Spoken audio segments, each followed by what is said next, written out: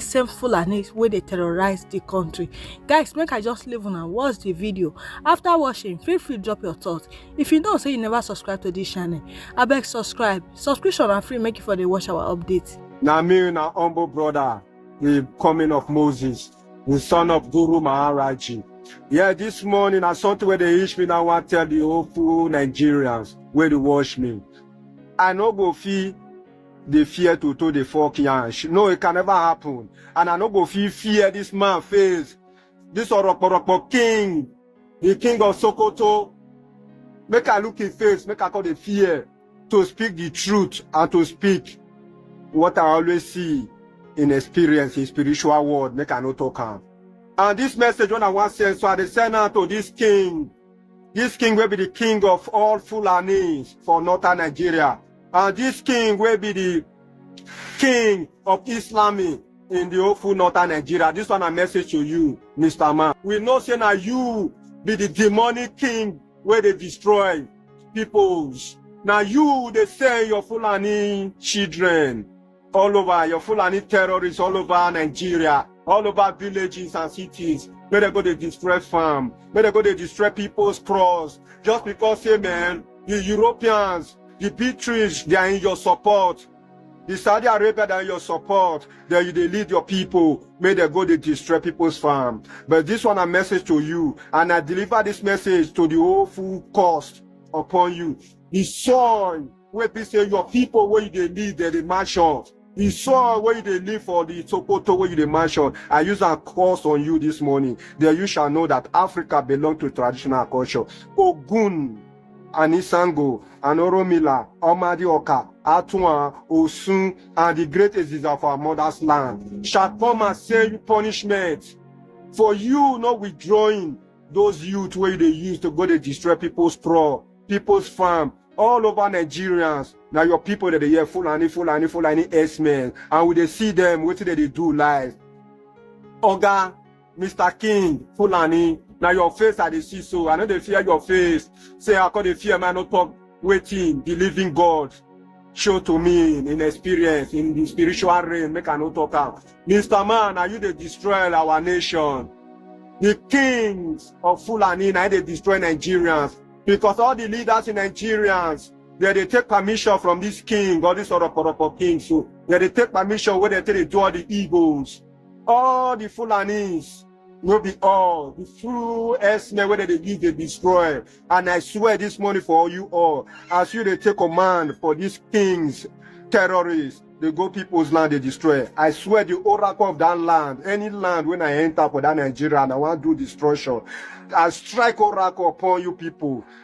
Yeah, you people shall not live a better life as you get bad mind and bad plan to go and destroy people's straw. And as he said it, of that Fulani king, if you not withdraw your evil, if you not withdraw your evil, you have nowhere to hide.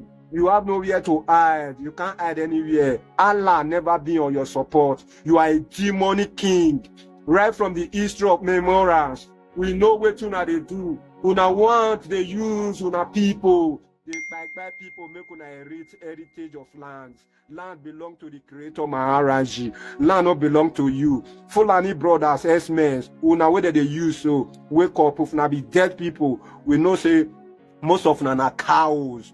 We be say may they rise to become human being. That's why I know they use una method. I know believe so na be human being because I know be human being. And at the turn out today, you Ogun and Isango Romila Madi Okatua also the greatest that the several element of our land. And I thought upon this king from the northern part of Sokoto. This message, my brothers and sisters, when I share around.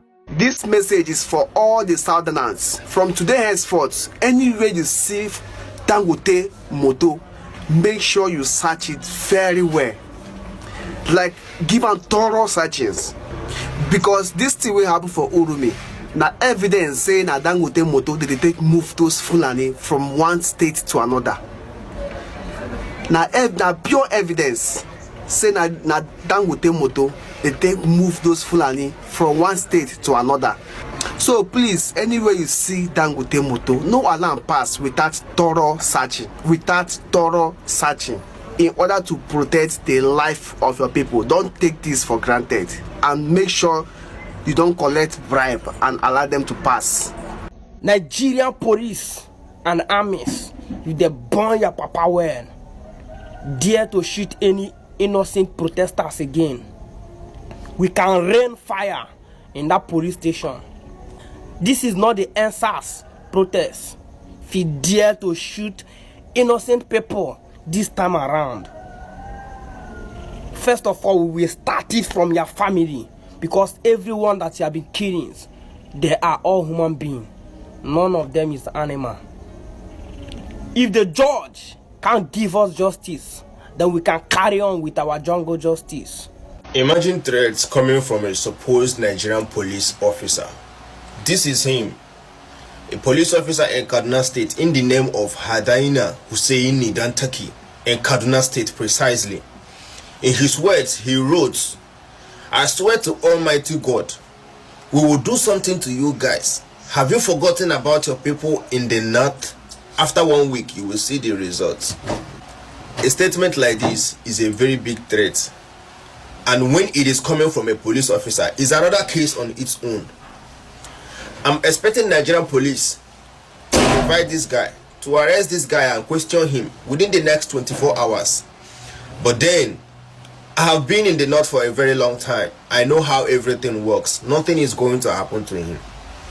But this is what I'm going to say in this video. The first day I entered the northern jurisdiction, it was a northern brother that took me around the whole of Kaduna State. It was around 6 p.m. in the night. He took me, he left his own problem, and he was taking me all around looking for a place for me to spend my nights. Even the next morning, he called me on phone just to make sure that I am fine. I have been in the north for a very long time, and I can testify with my own mouth that my northern brothers are very good people.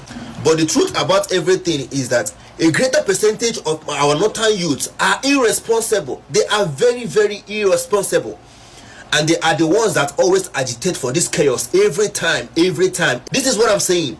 The responsible ones in the northern community should call the irresponsible ones to order, because when they cause the chaos, it's going to reach everybody.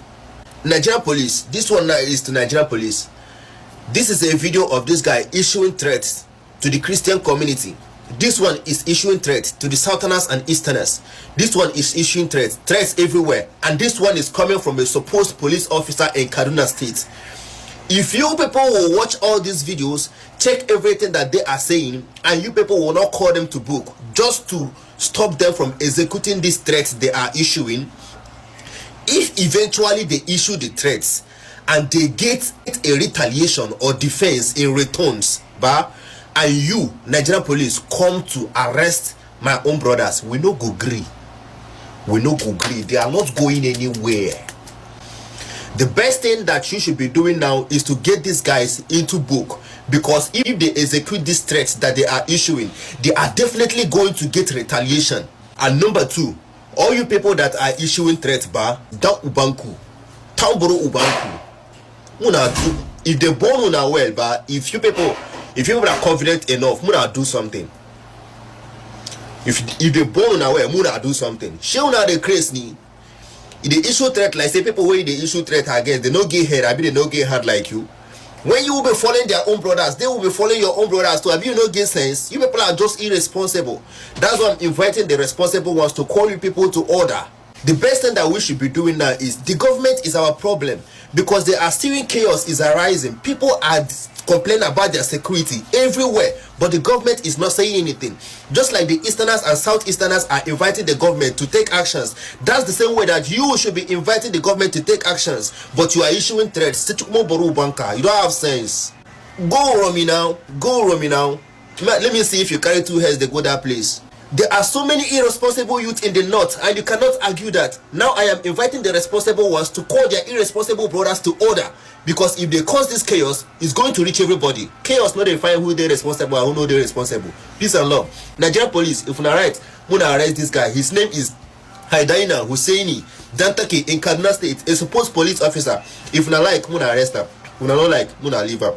But anytime that they will execute these threats that they are issuing, and they eventually get a retaliation, and you people come to arrest my own brothers, we no go agree. My name is Prince Enola Ojajuni, the National President of Afenifere National Youth Council. To all the leaders of the Yorubas, presently the OPC leader and all the present leaders of the Yorubas, it happened to occur on the 17th of February. I have a meeting in Abuja with Abuja Chambers of Commerce. Unfortunately, my flight was scheduled for Tuesday, and I just have to be in Abuja on Monday.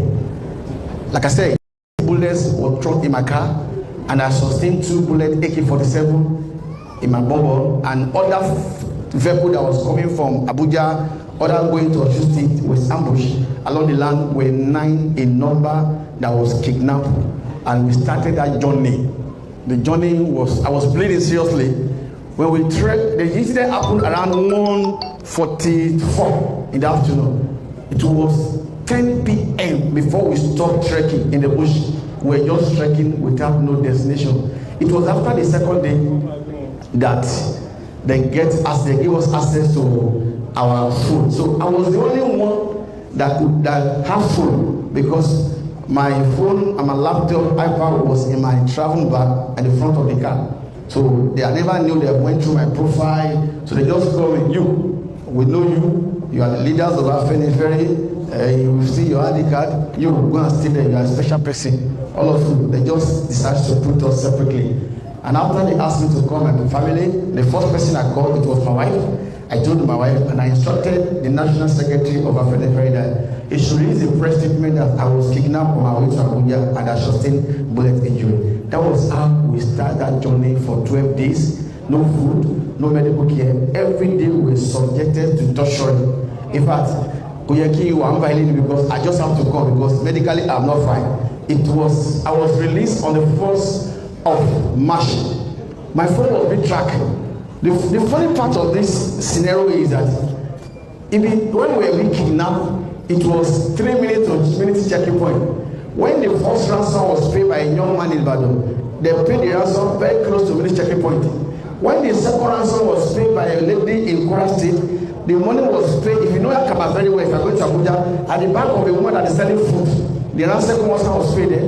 The third ransom was paid opposite Nigeria prison service, very close to the village checking point. My own ransom, I was to be paid in Ikare and Koko, but because my phone was being tracked, they have to check location. So a day I was released, they knew that I cannot go because sustained 2 bullet injury, I have been weak. One of them just have to go to a journey, about 3 hours journey. They went to go and prepare their goal. They gave me the house to drink. After drinking the house, I slept for 2 hours. They carried the leaf and put it in the back of my yansh where there's bullet. So they just told me that we are proceeding on a journey. I have to call, I have to plead that I want to talk to my wife. If I plead I want to make up, I must subject to beating. And the reason why, because I'm a leader of Afenifere. The Afenifere has been giving the Fulani and the Hausa some challenges. Because they told me. The point where I'm going that every Yoruba, every sons and daughters of Yoruba must rise and must defend our land. I'm so glad that we have thousands of OPC here. It's a fortunate thing that the so-called amateur, let me just put it that way, they've turned into a political appointment. May his soul rest in peace, my great governor, Rotimi Akeredolu. If the man is alive, I can assure you that it will enforce all the amateur in Southwest to go after those people. Since Akeredolu have amateur, they don't function like they will be functioning. So, as I was saying, so on that day, they told me we are going on a journey. I just have to look at the time. The time was, that was on the 28th of February. The time was 3 or 4:23. We started the journey between 43 until the second day, 5 a.m. We're trekking in the bush. No food, no water. In the morning, they asked to call my wife. I called my wife. My wife said the ransom has complete. I paid much of a lot of money. Nigerians stood up. London, everybody, my family contributed money so that I won't be able to die. But I thank God that I came out alive to tell my story, because a lot of people have been kidnapping, but they fear us. They can't come out to say all this. And I discovered that we were trekking from Kaba, we trekked to Impilo in Edo State. Impilo in Edo State, I have the authority to say is the home of the Fulani who are kidnapping or terrorizing us in Southwest. In fact, that day, my wife and my younger brother with Nigerian Foreign Service, they counted about 5 new motorcycles that was trailing them to the bush, and the money was paid. again, very close to Nigeria military checking point. So definitely something is going on between our sons and these people. The money was paid. After the money was paid, I was released on the 1st of March. Then they took me to Ikare General Hospital where the first surgery was commenced and the second surgery was done about 2 weeks ago. But my message to Southwest Governor, because their first priority is to protect life and property. A place where there's insecurity, there's no how you can create jobs, there's no how investors want to come to that state, no matter how the potential of resources you want to have, that nobody will come and invest. I have a message for Ondo State Governor, very important. I have a message for the State Governor, very important. I have a message for Osun State, Ekiti State, and Lagos State, very important, because I've said I'm not going to release any information based on the national security. I was taken, and this Fulani expert, they showed me there are 5 camps that they have in our land. And they told me in Ondo, they have 26. I will continue to be saying that 26 camps of the terrorists in Ondo State and other part of Southwest making 53 camps. If somebody can have 55 camps in a particular region, tell me. After I was released by the Fulani expert, Akure North was attacked because they told me that they are coming.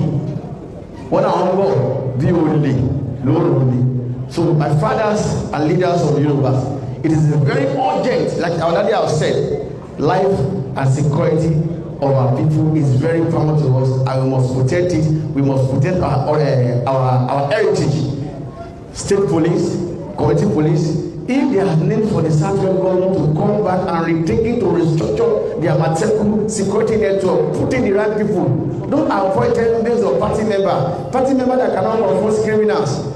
Putting the right people that can be able to save the lands of Yoruba. And Mr. President, you have the right to do the same thing now because you're Yoruba, so that your name can be right in good. All this that is happening, it cannot happen to anybody in the north. Now it's happening in those states. Nobody is supporting double justice. It's happening in Luna. When are we going to get to a place where your affiliations don't matter? What your religion is, what your tribe is, what your gender is, what your age is, do not matter. But what would matter is that you are a human being, and that's enough, and that's okay. When are we going to have a nation where we can have collective anger at the heinous things that are happening in Nigeria? Until and unless we are able to have collective anger against heinous happenings, they're not going to stop. If we're going to have individual anger, we are going to have staggered anger. We're going to have personalized anger. We're not going to get anywhere. We need to get to a place where it doesn't matter what somebody's tribe is. It doesn't matter what somebody's religion is. It doesn't matter what somebody's age, gender, whatever it is. As long as something happens to that person, as long as an injustice is meted with that person, we all have to rise up. If we don't do that, we're constantly making ourselves vulnerable. We are putting ourselves in a situation where our lives will not matter. Because the people who are committing these heinous crimes know that at the end of the day, they will have supporters who will justify whatever it is that is being done. You've seen of the recent killings that have been going on. Plateau, Benue, killings, Bokos again is in the news for the wrong reasons. Killings. Are we not tired of these killings? When are we collectively going to say enough is enough? You know, it is most heinous the way we carry these things on. It's most heinous the way we just sit down as a people and we allow our own contemporaries, our brothers, our sisters, our neighbors, our fellow countrymen and women to be killed, and we just do nothing. Or when we want to react, we're trying to defend, justify. There's nothing to justify in killings, and it's most heinous to politicize killings. If we do nothing when these things are happening, it's only a matter of time before it gets to us. I always say this, and I've been saying this thing for over 10 years, for 11 years now. And sometimes I don't think people think about it enough.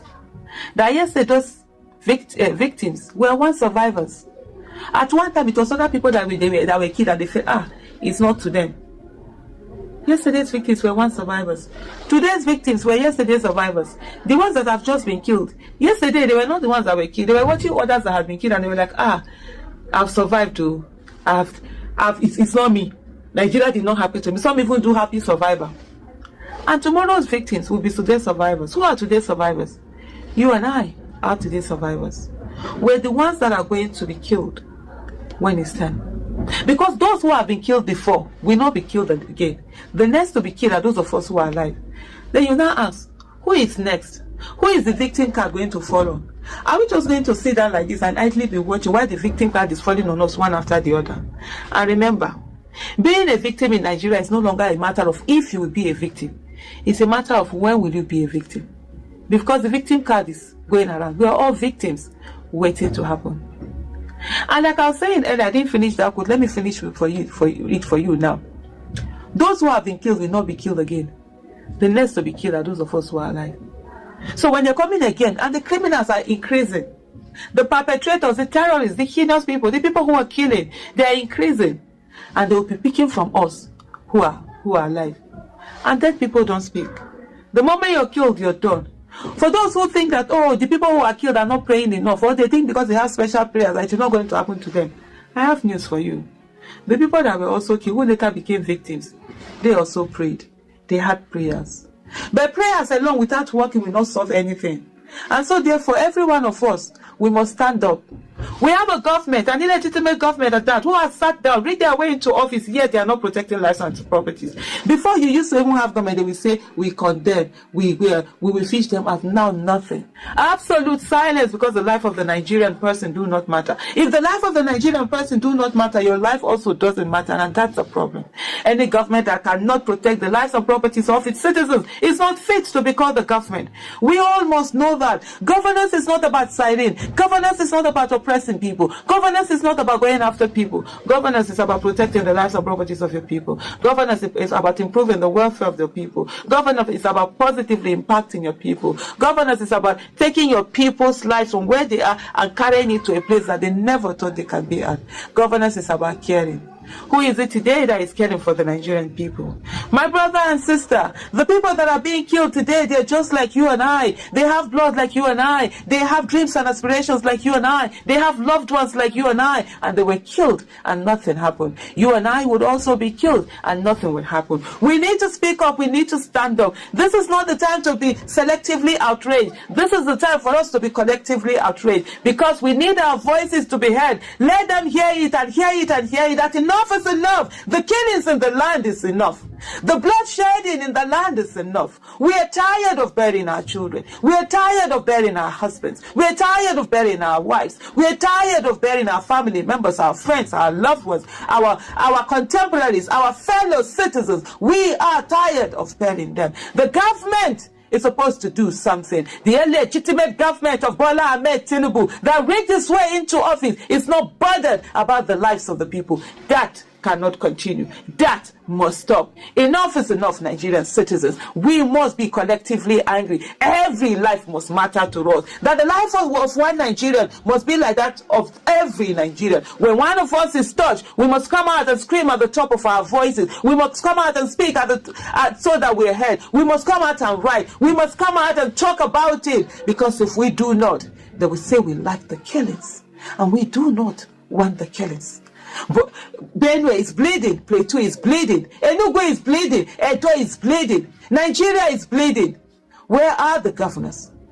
Where is the illegitimate president that rigged his way into office? Did he rig his way to allow the criminals, the terrorists, to keep killing Nigerians? Fellow citizens, our country must matter to us. Our lives must matter to us. And this is the time to say, enough. It's enough. But this is something that I need to say. I want to believe that every religion is a practice of morality. It's a practice of salvation. It's a practice of enhancing the quality of human beings. Now, any religion that turns people into barbarians, into murderers, into pedophiles, into elements that transform human beings to negativity should be condemned. Now, this video is not a direct affront on any religion, but anybody who can justify the unaliving of any human being on the basis that a religion is attacked then such a religion need to be put into question. Now, in case you have forgotten, Deborah was a student in a polytechnic, and she was a member of a departmental WhatsApp group. And some group of people in that WhatsApp group decided to turn the group into religious postings. Now, because she is a Christian, decided to comment and said that, why are they turning the group into a religious affair? And she condemned the act of people turning the WhatsApp group into a religious group. She didn't attack Muhammad, but some overzealous Muslim felt anything against religion is against the prophet, and once you do against the prophet is blasphemy, and you need to be unalived. Look, let me tell you something. I hate to turn my page to this type of subjects, but somebody has to take the bull by the horn, because it appears as if a side of the country is beginning to think that violence is an inherent monopoly of that region. It is time they are told that, look, violence is capable to be meted anywhere in this country. It is time they are told that the idea that they are a different citizen that enjoys the pampering of government has to stop. I am a human being that breathes life. I didn't force myself to be in Nigeria. But now that we are in a country, we must begin to accept that we must charter a way to live together as one, where everybody's right is respected. Everybody's right to religion is respected. Everybody's right to life is respected. Now, to be in 2025, and people are making case to justify the unaliving of a human being because of religion, shows how far away we have become from realization, or from realism, sorry to say. How could somebody who has attained the four corners of a university or citadel of education begin to find a reason to justify the unaliving of a human being? There is a law in the land. Now, if I go to meet a Deeper Life member in, let's say, in Ogun or Ondo, one of the Yoruba state, one Deeper Life member. Now, in Christendom, it is assumed that Deeper Life are the most, extreme Christian people that, holy people. And I say, hey, you Deeper Life girl, Deeper Life guy, I better go. Jesus Christ is a stupid man. I'm telling you, the reaction is that they will just pray for you that God should help you. But go to Kano and meet one ardent shite or whatever, say, hey, come, Aboki, Muhammad is a stupid man. Even this when I talk, so somebody don't vex, say, hey, don't talk about man. You see, the way religion, if you say that in Kano, if I know go reach 2 minutes safe, they don't pieces your body, carry your cups, they run around the place. The way religion has turned Africans into barbarians is a subject that needs to be taken into profound consideration. Religion is the absence of rational thinking. Religion. Once you embrace religion, you have to take away your rational thinking. The way religion has destroyed Africa, it's a question that needs to be attended to. I schooled in the University of Maiduguri. Thank God I schooled in Maiduguri the time I did. I schooled in the University of Maiduguri the time I did. Because then there was one guy they call Abu Jihad who spent almost 11 years. It was as if he came to school to read. It was almost as if he was the imam of the school. They took laws into their hands. If you hold a girl, if you are working with a girl and you hold, there was one Abu Jihad that came. I was working with a girl to the hostel, and they sent his boy to come and hold me that, where are you going with this girl? As means your sister. I said, did they employ you to protect this girl? I said, I go bite your face. Don't try that nonsense with you. Don't leave me that out. And the magistrate at that time be now, they don't unalive me too, because those who attended the University of Maiduguri should know that now beg make I graduate, because you don't try that nonsense with me. You don't begin to pride yourself as if you own violence. You begin to threaten us that if you do this, we will do this. If there is no government, you don't do this. Where were your voices when, look, in Plateau State, Christians are being unalived daily. For some reasons, cameras are not capturing it and they are not posting it on internet. And then you come, once your own is touched, you suddenly have hundreds of gigs of databytes to come on the internet and talk. But when your fellow kinsmen go unaliving people, you feign as if you don't know. It's as if there's a silent cheering for northerners to unalive Christians in the south. And when southerners retaliate, you suddenly discover your voice. Look, the double standards of thinking, the double standards of debating, the double standards of arguing must stop. The southerners have discovered their strengths and voices. We cannot begin to act like sitting ducks in a country that is supposed to be one, in a country that we practically feed. And then You say we should act when we are chased by terrorists, we should submit our lives and say, hey, okay, it's my turn to buy me. And we shouldn't fight back. If we fight back and we eventually win the fight, we are sentenced to be hanged. My brother, we Southerners cannot agree this standard. We cannot be sitting dogs in a country we call Nigeria. If this is what you call one Nigeria, my brother, split this country. I think say na only money you not fit dey pronounce. I don't know say your mumuna for Lukon. You go north, you not pay me. You can't go dey tell the Northerners leader say you don't arrest 14 people. They will be taken to Abuja for questioning. Many people are still coming. You are using the life of your brothers to play politics. If not now you do this thing to us, you not go see any of them say they arrest them. Their elders, their leaders go tell you say all of them don't rock about for her, they don't know where they go, and you not go do anything. But when it comes to the south, to the east, to the west, to the middle belt, all of them are going to betray themselves. The only thing where these people think they succeed us now unity. If not then you not go see one of them come out to condemn what their brothers do. But now your own people that go come and say what you do not good. The only way where I go feel condemn what Uromi do, if to say the Fulani they are not doing the same thing to people. But when it comes to the Fulani, they do time series of this one to human being. All the people all the life where they don't take for Nigeria, how many of them don't visit? The 72 farmers they bush out for Benue. Do you see any Northerners visited Benue? No. All the church, they will go to church and push out all the members in the church. Do you see any of them come out to condemn it? No.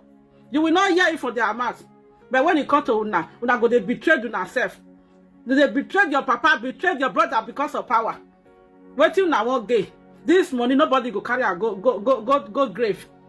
The Christian, you have to wake up. This is not the matter of Uromi. These Fulanis, they are after Christians. Anybody that is not serving their God, they don't want it to live on earth. Anybody that is not serving their God is their enemy. This is no matter of Uromi. Everybody wake up.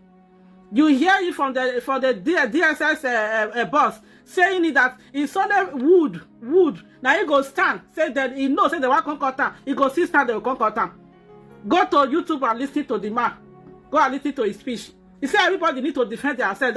That the police, the soldiers, they cannot be everywhere in Nigeria. You have to rise up and defend yourself. Defend yourself. The Israelites in the Bible, they fought. They fought.